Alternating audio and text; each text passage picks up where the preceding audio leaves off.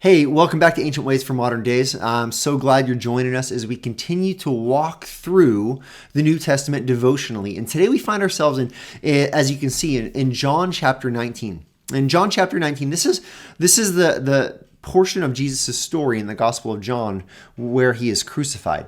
Now, we've looked at this every gospel so far. We've looked at it in the Gospel of Matthew, of Mark, of Luke, and now we're in the Gospel of John. And we have a unique story in John's Gospel as Jesus is hanging on the cross, as he is in the agony of death, and yet he shows care for his mother, as well as we see, I think, a picture of discipleship within the church. We see a picture of the care that is meant to exist within the church. Look at this text with me. It says, "But standing by the cross of Jesus were his mother and his mother's sister, Mary the wife of Clopas, and Mary Magdalene. When Jesus saw his mother and the disciple whom he loved standing nearby, he said to his mother, 'Woman, behold your son.' Then he said to the disciple, 'Behold your mother.' And from that hour, the disciple took her to his own home." And this is, Jesus is on the cross. He is dying. And he looks and he sees these people that are part of his ministry. We see his mom. We see family members. We see Mary Magdalene, who Jesus has healed from demonic possession. We see these women, and Jesus sees them. And while Jesus is on the cross, look, Jesus is actually showing care to his mom. Well, Jesus is on the cross, and he's in almost with adoption language. He's joining his mom and John. This is the disciple Jesus loved. John is reluctant to name himself. He just uses his title, the disciple Jesus loved, the author of this gospel. And we see him say, "Woman, behold your son." And to John, "Behold your mother." We see from that hour, John takes Mary, Jesus' mom, into his house. He cares for her. Jesus is dying, and we see even as he's nearing the end, we see his concern for others. This is powerful, because when we're suffering sometimes, the last thing we have is concern for others. When we're going through difficulty, sometimes the last thing we have is concern for others. When things are not going our way, the last thing we have oftentimes is concern for others. You think about this morning, I had our dog ran off and we had to go chase it. And, it makes me grumpy, right? Like, I got to go chase the dog, right? And in that moment, the last thing I have is concern for others. But I'm not going through what Jesus is going through on the cross. I'm not going through that difficulty. It reveals how selfish we can be in those moments when we look at Jesus and his concern for others. This is an area we all grow into.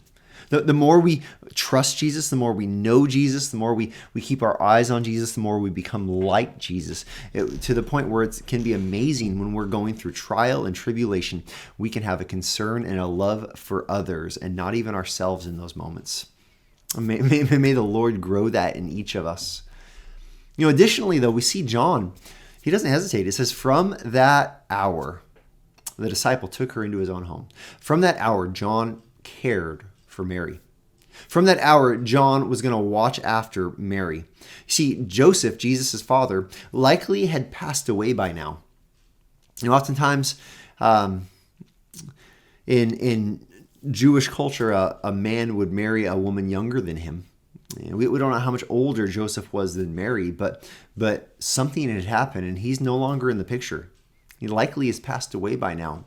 So what you have is this widow who her other sons are in Capernaum, and she is following her son Jesus, and this son Jesus is being crucified. What is she going to do? Where is she going to go? How is she going to be cared for? You know how she's going to be cared for is within the church. The church is meant to take care of one another. We're to look after those who maybe are vulnerable, those who have need. This is exactly what we see John do. And this is exactly what it looks like for us to be a church, to care for those in need. Pure religion is to care for the widows and the orphans, is what James tells us. And so this is a challenge for us in two ways. Our ancient way for our modern day, it first begins with recognizing when we're going through difficulty, we can remember Jesus' example. He cares for others, even in his pain. And this is how we follow Christ, as those who have been given the gift of salvation, not because of our good work, not because we love others in our difficulty, no, but because we follow Christ who loves us and who died and rose again for us. We can care for others in our difficulty. But then secondly, church, I really want us to have eyes to see the needs of those around us. I want us to be those who are quick to act when we see someone who, especially someone who is vulnerable, who has needs. Let's be quick to care for them and look out for them. Let's be quick to make sure that they're protected and provided for. This applies to those in our church. If you're part of Valley, I want you to think through those who are connected to our ministry and our church family. We are called to be family for one another and look out for one another. I wonder if you're listening to this and you're with your family listening to this or on your own, maybe take some time and pray and say, God, who is it that I can care for, that I can look out for, that I can make sure is protected and provided for? And this is how we follow Jesus as the church. This is the ancient way for our modern day.